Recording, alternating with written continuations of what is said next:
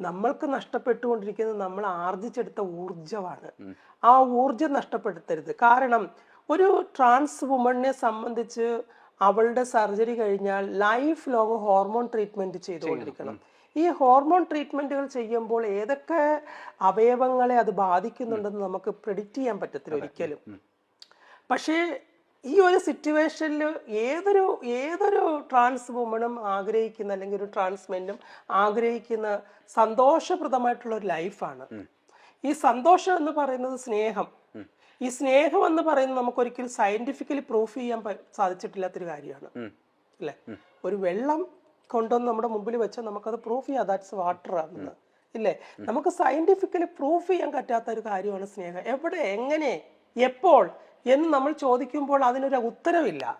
അപ്പൊ ഇങ്ങനെയുള്ള ചതിക്കുഴികളിൽ പോയി വിടുന്ന കുട്ടികളുണ്ട്. അത് എന്നോട് പലരും വിളിച്ച് സംസാരിക്കാറുണ്ട്.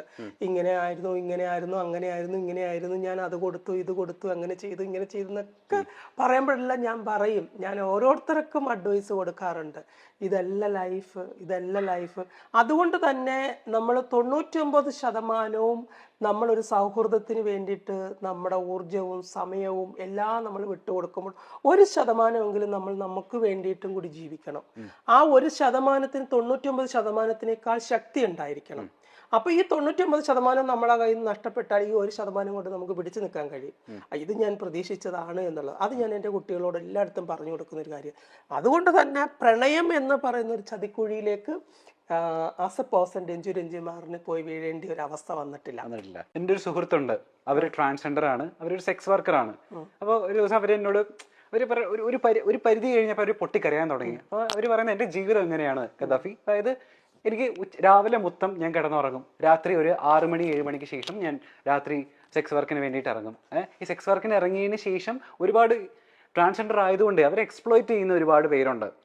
സാധാരണ ഒരാളാണെന്നുണ്ടെങ്കിൽ നമ്മൾ ചോദിക്കുന്ന പൈസ തരുമായിരിക്കും. പക്ഷെ ചിലപ്പോൾ ട്രാൻസ്ജെൻഡർ ആയതുകൊണ്ട് അവര് നമ്മളുടെ അടുത്തേക്ക് വരികയും പിന്നീട് കാര്യം കഴിഞ്ഞതിന് ശേഷം ചിലപ്പോൾ നമ്മൾ ചോദിക്കുന്ന പൈസ തരാതെ അവർ ഉപദ്രവിച്ചിട്ട് കടന്നു പോവുകയും ചെയ്യുന്ന ഒരു പ്രവണത. നമുക്ക് ഇത്രയും പൈസ ഉണ്ടെങ്കിൽ നമുക്ക് ഇത്രയും മെഡിസിൻസ്, സർജറിക്ക് ശേഷം ഇത്രയും മെഡിസിൻസ് ഇൻടേക്ക് ചെയ്യേണ്ട ഒരു ബാധ്യതയുണ്ട്. അതെല്ലാം ചൂഷണങ്ങളാണ്, നമുക്ക് ചുറ്റും നടക്കുന്ന ചൂഷണങ്ങളാണ്. ഞാൻ പറഞ്ഞല്ലോ, ഈ സൗഹൃദം, സ്നേഹം, പ്രണയം, ഇഷ്ടം, ഇതെല്ലാം ഇതിന്റെ ഫാക്ടറായിട്ട് വരും. ഇപ്പം ഒരു പെണ്ണ് ഒരു സിസ്ജെൻഡറിൽപ്പെട്ട ഒരു സ്ത്രീ ആണെന്നുണ്ടെങ്കിലും ഒരു ട്രാൻസ് വുമൺ ആണെങ്കിലും ഒരു പുരുഷനോടൊപ്പം അവൾ കഴിഞ്ഞിട്ടുണ്ട് എങ്കിൽ അവൾ ആ ജീവിതം തന്നെ അവന് തുറന്നു കൊടുക്കുകയാണ്. അവളുടെ ലൈഫ് അവിടെയാണ് എന്നുള്ള ഒരു പൂർണ്ണ വിശ്വാസത്തിന്റെ പുറത്ത് മാത്രമാണ് ഒരു സ്ത്രീ ഒരു പുരുഷന് വശംവദയാകുന്നത്. അപ്പൊ ആ മനസ്സിലൂടെ അവൾ ചിന്തിച്ചു പോകുന്ന ഇതാണ് എൻ്റെ ലോകം എന്നുള്ളതാണ്.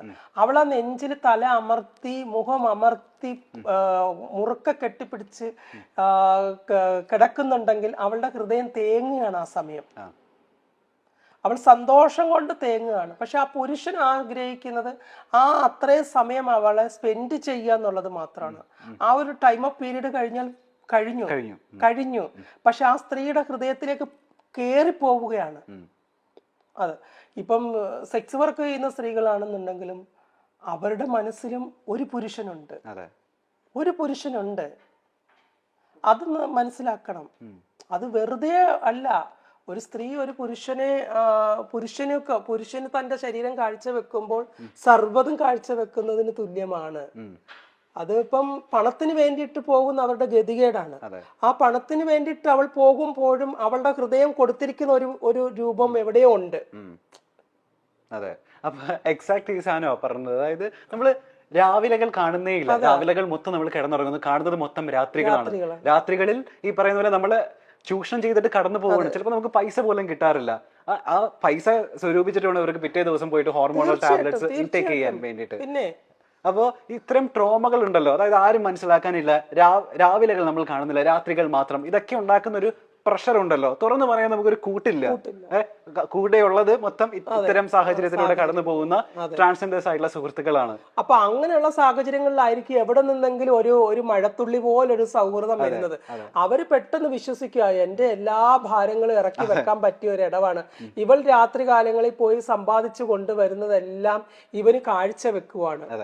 ഇവന് കാഴ്ചവെക്കുമ്പോൾ ഇവന് അതൊരു വശമാണ്. രാവിലെ എപ്പോഴെങ്കിലും ഇവളടുത്ത് പോയി കുറച്ചു നേരം ഇരിക്കുക, ഇവള് പറയുന്ന സങ്കടം കേട്ടിട്ട് ഇവളെ കൂടെ കുറച്ചു നേരം സന്തോഷിപ്പിച്ചിരിക്കുക, എന്റെ കാര്യങ്ങളെല്ലാം കുശാലാണ് എന്നുള്ളൊരു ചിന്താഗതിയിലൂടെ വരുന്ന സൗഹൃദങ്ങളാണ്. അറ്റ് ദ സെയിം ടൈമിൽ തന്നെ ഇയാള് വേറെ മറ്റുള്ളിടത്തും സങ്കടങ്ങൾ കേൾക്കാൻ പോകുന്നുണ്ട് എന്നുള്ളൊരു അവസ്ഥയുണ്ട് ഇതിനിടയിൽ. അത്തരം കുറെ പ്രശ്നങ്ങൾ ഞാൻ കേട്ടിട്ടുണ്ട്. അപ്പൊ അതൊക്കെയാണ് ഇതിനകത്ത് വരുന്ന, മുമ്പേ പറഞ്ഞതുപോലെ ആത്മഹത്യ ചെയ്യാനുള്ള ഒരു പ്രേരണ, ഇതൊക്കെ വരുന്ന അവിടെ നിന്നാണ്.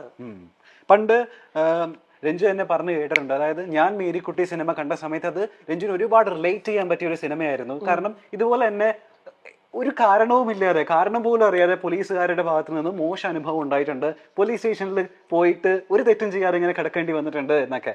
ഇത്തരം ഉണങ്ങാത്ത മുറിവുകളുണ്ടല്ലോ നമ്മളെ മുൻകാലത്ത് നമ്മളെ നേരിടേണ്ടി വന്നിട്ടുള്ള അത്തരം ഉറങ്ങാത്ത മുറിവുകൾ ഇനിയും മനസ്സിൽ ബാക്കിയുണ്ടോ? എൻ്റെ മുറിവുകളെല്ലാം ഉണക്കാനുള്ള മരുന്നുകൾ ഞാൻ പറഞ്ഞല്ലോ, എനിക്ക് ഉണ്ടായിട്ടുള്ള അനുഭവങ്ങളിലെ ബാഡ് എക്സ്പീരിയൻസിൻ്റെ ആയിട്ടുള്ള എല്ലാ അനുഭവങ്ങളിൽ നിന്നുള്ള മരുന്നുകൾ ഞാൻ തന്നെ സ്വരൂപിക്കുകയായിരുന്നു എൻ്റെ പിന്നീടുള്ള അനുഭവങ്ങളിൽ നിന്ന്. പക്ഷെ എത്രയൊക്കെ മായ്ച്ചാലും മായാത്ത മുറിവുകളാണ്. നമുക്കത് ഓർക്കുമ്പം എവിടെയെങ്കിലും ഒരു മുള്ളു കുത്തുന്ന വേദന വരും.